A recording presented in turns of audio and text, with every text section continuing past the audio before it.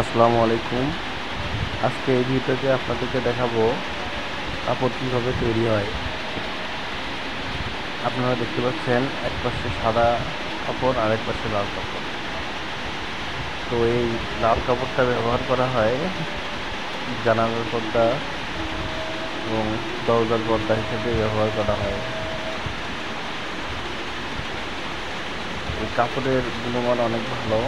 আর এই পাশে দেখতে পাচ্ছেন সাদা, এটা প্যান্টের কাপড় হিসেবে ব্যবহার করা হয়।